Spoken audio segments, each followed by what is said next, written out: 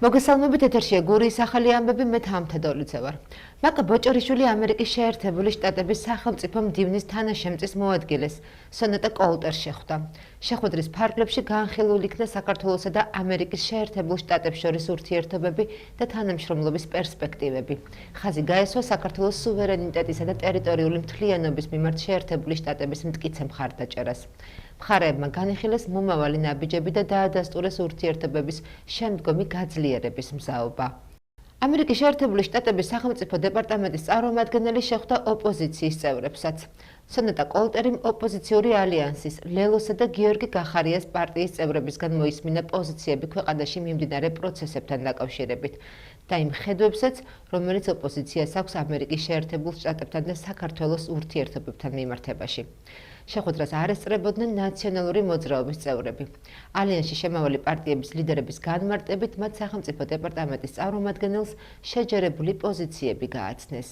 იყო ძალიან გულწრფელი საუბარი მასთან დაკავშირებით, თუ რა არის ახალი ამერიკის ადმინისტრაციის პრიორიტეტები, ზოგადად გლობალურად, ისე როგორც ჩვენ რეგიონში და კონკრეტულად საქართველოში, იყო ასთა გასვლა გამოცდა, ჩვენ როგორც წარმოგიდგენია ამ ქვეყნის განვითარება და მათ შორის როგორი უნდა იყოს ამერიკასთან ურთიერთობები ამ ქვეყნის, გასაგებია რა უნდა იყოს ისეთი როგორიც არის. საუბარი იყო მათ შორის იმაზე, რომ რა დაპირებებსაც არ უნდა იზრდებოდეს ოცნება დღესაც იძლევიან და გუშინაც იძლევენ დაპირებებს, რომ ეხა ამ ვიზიტზე არა და ეხა კიდე ორ კვირაში რაღაც ახალი ვიზიტი იქნება და მერე დავლაგდებით და რაღაცა რომ ეს ყველაფერი ტყუილები და არის სისულელე და ამის პარალელად მიმდინარეობს ანტიდასავლური და მათში არის ანტიამერიკული პროპაგანდა, რომელიც მოდის კონკრეტულად ქართული ოცნებისგან.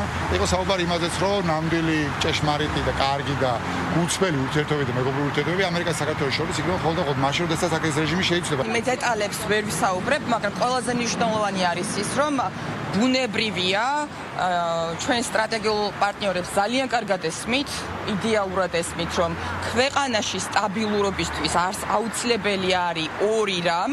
პირველი ის, რომ ნებისმიერი ხელისუფალის, ესე ვთქვათ, ქცევა უნდა გამომდინარეობდეს და შეესაბამებოდეს ქცევა იმ ხალხის, ესე ვთქვათ, მისწრაფებებს.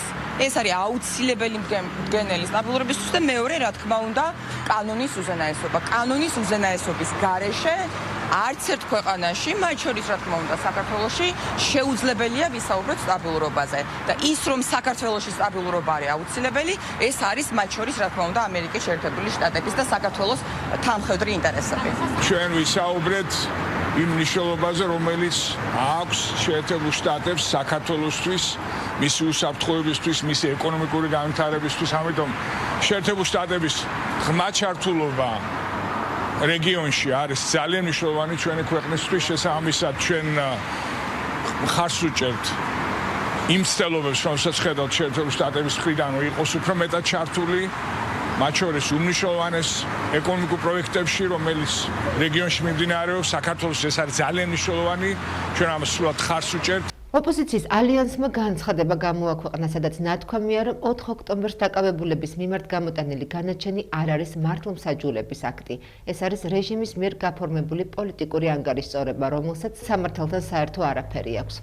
ალიანსმა 4 ოქტომბრის საქმეზე სასამართლოს ის გადაწყვეტილება შეაფასა, რომლის თანახმად პაატა ბურჭულაძეს, მურთა ზოდელავას, ირაკლი ნადირაძეს, ლაშა ბერიძეს და პაატა მანჯგალაძეს 7 წლით, ხოლო თორნიკე მჭედლიშვილს, ნიკა გუნცაძეს და ირაკლი ჩხვირკაიას 5, ირაკლი შაიშმელაშვილს კი 2 წლით პატიმრობა მიესაჯა. ოპოზიციის ალიანსის განცხადების თანახმად ყველა მათგანი პოლიტიკური პატიმარია და მათი ბრძოლის მთავარი გზა მშვიდობიანი პროტესტია. მათ კიდევ ერთხელ დააანონსეს 26 მაისს შეკრება. გადაწყვეტილებას ეხმაურებიან მმართველ გუნდშიც. ეს ხალხი მშვიდობიან აქციას აანონსებდა, მათ შორის იყვნენ ოჯახის წევრებთან ერთად, შვილიშვილებთან ერთად, მცირეწლოვანთან ვისული აქციაზე. უბრალოდ ის სურპრიზი, რომელიც ყობახიძის თქმით, ბატონ ყობახიძის თქმით ელოდათ, მათ აღმოჩნდა ის პროვოკაცია, რომელიც მოწყობილი იქნა, დააზიანეს ეს სასახლეს ხობდე წინასწარ და გამოიწვიეს ეს პროვოკაცია. საუბრობდნენ უბრალოდ ამ სისტემის დემონტაჟზე და ალბათ მოლოდინი ჰქონდათ, რომ ყველა ინსტიტუცია საბოლოო ჯამში უნდა გადმოსულიყო ხალხის ხარეს. ეხლა და კონკრეტულად ისინი საუბრობენ, რომ არანაირ შეუარდნას არაფერ, ეს მათივე განცხადება. ადამიანები არიან დაჭერილი საერთოდ არაფრის გამო.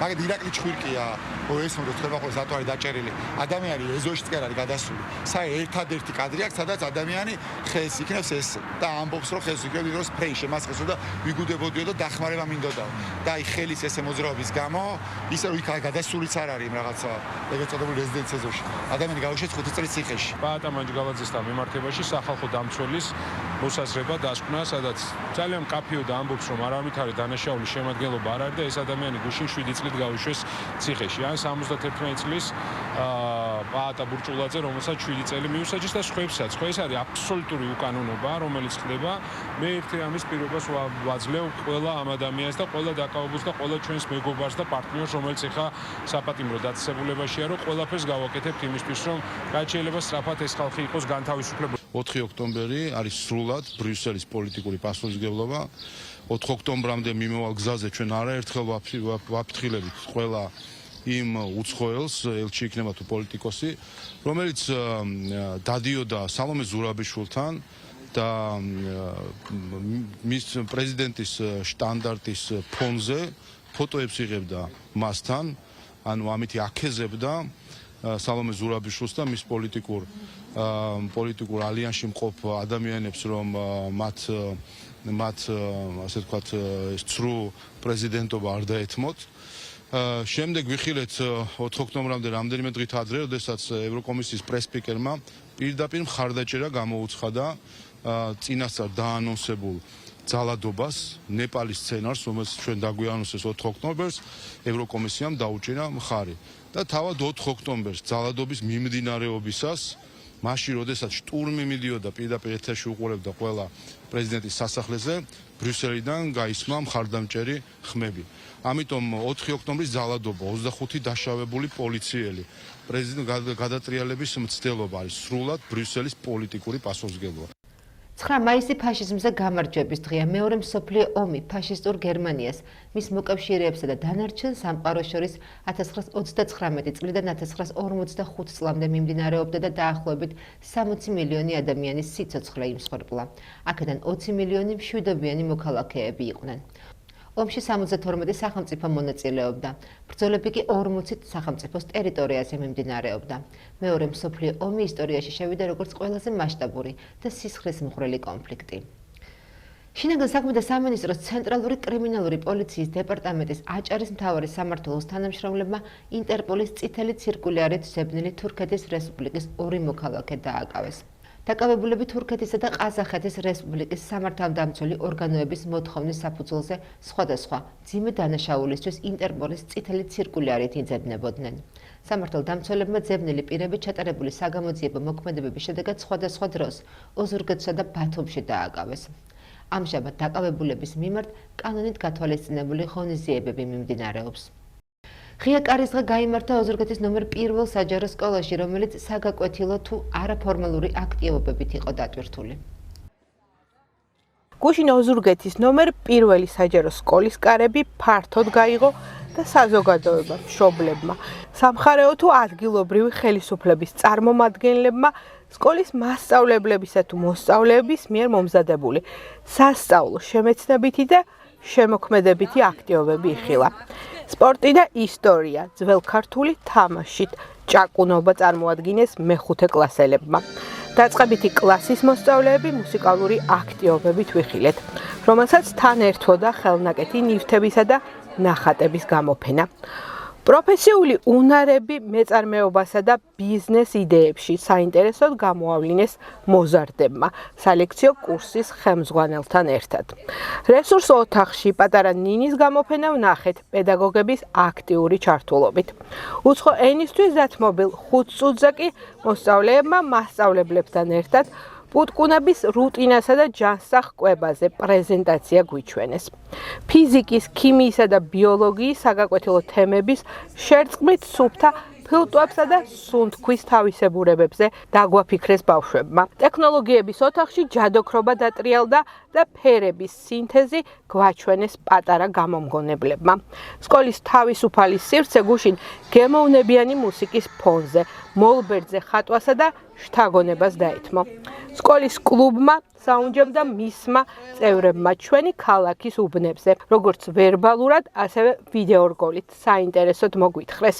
ანა ბერძენიშვილის სახელობის ბიბლიოთეკამ კი ქვეყნის მთავარი წიგნები, ვეფხისტყაოსანი და დედაენა, ყველაზე პატარა მკითხველებს გაახმიანებია.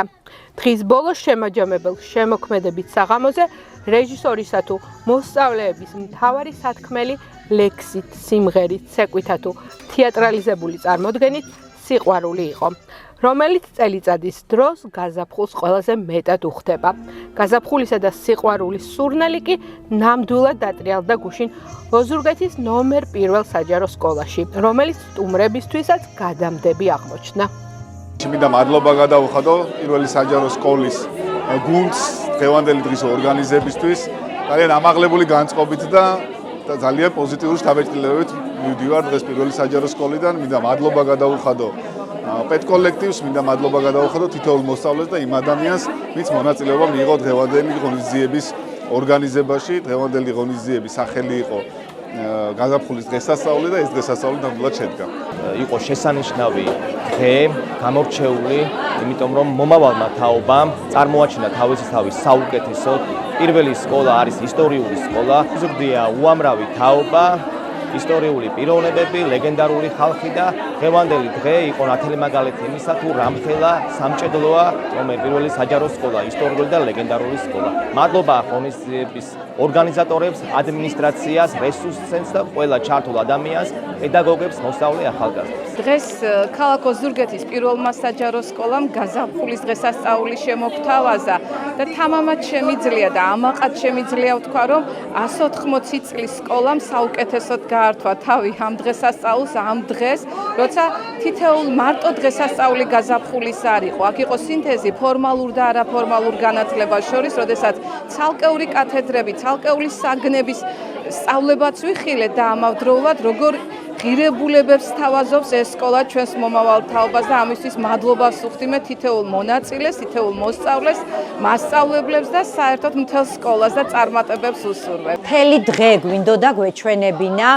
როგორც სასწავლო, ასევე ამგზელობითი კუთხით სხვადასხვა აქტივობები და ეს დღე ნამდვილად შედგა, გამოგვივიდა და ამტკიცა ბავშვებმა, რომ არაჩვეულებრივად ნიჭიერები, გონიერები, ლამაზები არიან, ასევე პედაგოგიურმა კოლექტივმა, რომ ვართ მართლაც მოწოდების სიმაღლეზე, როგორიც უნდა იყოს 180 წლის სახელოვანი სკოლა.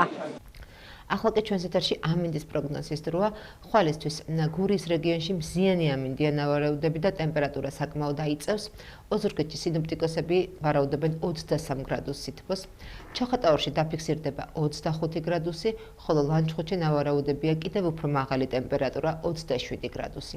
რაც შეეხება ურეგს, ურეგში დაფიქსირდება 22 გრადუსი, ხოლო ბახმაროში 16 გრადუსი. რაც შეეხება დედაქალაქს, თბილისში ხვალისთვის სინოპტიკოსები ვარაუდობენ ტემპერატურას 25 გრადუსს.